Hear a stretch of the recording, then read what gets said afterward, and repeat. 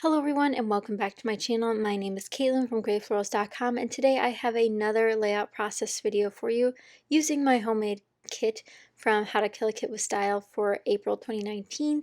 If you guys didn't know, this kit is a whole slew of different things, including my sticker books, some paper pads, some chipboard, some stickers, a little bit from everywhere. And don't worry, the May kit will be a bit different. I know people wanted this kit for April to be a little mishmash. I asked you guys over on my YouTube community tab what you guys wanted to see, and that was the winner. It looks like May will be a summer themed kit based on the poll right now, so I hope you guys are ready for some more fun colors. But if you guys haven't checked it out over there, definitely do so. You can access it on the YouTube app. If you visit my channel and scroll over at the top, there's this tab that says Community, or you can check it out over on my channel on the computer, and it'll be like along the same tabs as it does along video. So to get started, I pulled out this beautiful yellow honeycomb paper, which is from the Jen Hadfield Everyday Paper Pad, which I shared in a haul video recently. This is my new favorite paper pad. I absolutely adore it. But what happened with this layout is the yellow goes well because I'm wearing a shirt that's yellow, and that gives us some great coordination. But it was very hard to find papers that would layer well with these, and that kind of went with the layout. I thought that I would go for more of a richer tones, you know, those deeper colors that are in the background, in the marble and in the frames. But instead I go for this like bright pink, and that sparks a fun, different adventure that I didn't expect. So I pull out this Prima paper from the Hello Pastel paper pad, and I also decide to pull out something that's not in my kit, which is actually something I got recently. My friend Dolly had sent me a prize pack from a little challenge I won in the Mini Kit Monday Facebook group. So that was really fun to use something new along with some of these older supplies. And if you guys remember, the Prima Hello Pastel paper pad was actually part of a special at Blitsy, where if you placed an order, you got a free paper pad. So that was the one I chose. I believe I also got another Prima paper pad from a different order during that sale, but that was really fun. I also realized that the blooms in the beautiful Maggie Holmes sticker book match pretty well with this yellow paper and the pinks within the paper that I've pulled out currently. So I'm going to pull out a bunch of these and end up layering them together, and they'll be some of the main focus for this. And if you guys didn't know, these pictures are from a trip we took to Washington, D.C., and this is actually the National Gallery. It is huge. There's this giant fountain. That's the selfie we have right there. There's a fountain with, I believe, Hermes, one of the, gods. But it's a marble pillars, and it's just beautiful. And there's so many different exhibits in there. We saw a bunch of beautiful, beautiful work. And it's completely different seeing it in person versus like a picture of it online. And I highly recommend, even if you don't think you like art museums, it's really fun to go in there, especially as like an artist ourselves. Obviously, we don't do, impressionist paintings or anything like that, but it's very interesting to see, similar, what you like in style and what you like in those types of paintings. It's just very interesting.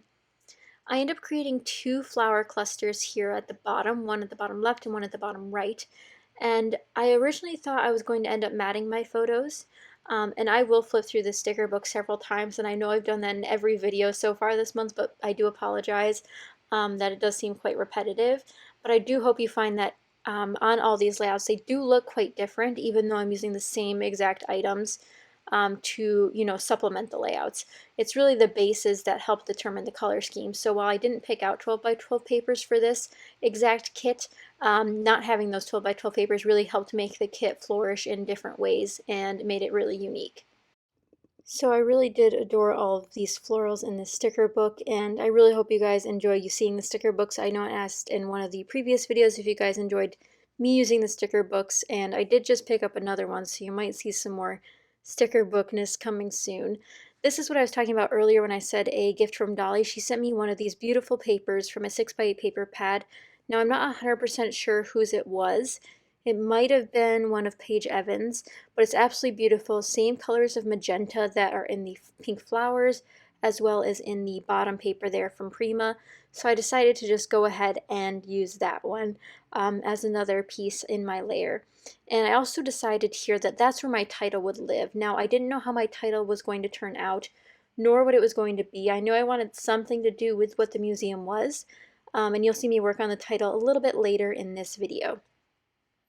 You might also notice that when I'm doing these sticker collection collage little clusters, I do pull in some fun foam. I think it adds so much to the different clusters to add just a little bit of foam under some of the pieces just to give it height and dimension, and it creates this different shadow, so it even gives the sticker a little bit more depth and, you know, liveliness, almost like it was chipboard or something. And you also don't have to add that much underneath it. So there are different thicknesses of foams that you can use to, you know, transform your layout into super dimensional or less dimensional, depending on your taste and storage options. So definitely just find what works for you, and that will, you know, turn out great nonetheless. I don't believe I use any die cuts on this page. I think I strictly use stickers. Now I do pull out some other stickers from a couple other bits there. I have a chipboard down there at the bottom, which is Dear Lizzie, and then I have a couple of heart stickers, which I don't think are from the sticker book. Now this is where the real fun begins. I had to do some more letter adjustments here. I didn't have an E, and those are some made up L's from some J's. J's are something I rarely use. I don't have anyone's name with a J. I do use L's a lot for my brother, for my last name, and it's just a common letter in a lot of words of the, you know, English language. So there's my homemade E. It does look a little wonky. I will say the title looks wonky altogether because of the disproportionate letters. Obviously, normal L's in that font would have been much taller, but I think I end up making it work, you know, just kind of squeezing it in there. I pull out some simple stories, Snap, Carpe Diem, word stickers. I believe one says be the most colorful crayon in the box, which I thought was perfect for an art museum layout. But essentially this layout's done. It's just a bunch of floral clusters, a simple title, and just some pops of color, and it just really goes together pretty easily. So here's some close-ups. Let me know what you guys think. Is it too plain for your style, or do you like this sort of style? And let me know if you guys would like a sketch of this one, and I can create something and have it posted over to my blog. But thank you guys so much for watching. I hope you enjoyed, and if you did, be sure to give it a thumbs up, and be sure to subscribe if you're not already so you don't miss out on any future videos. Thank you guys again for watching, and I'll see you guys next time. Bye.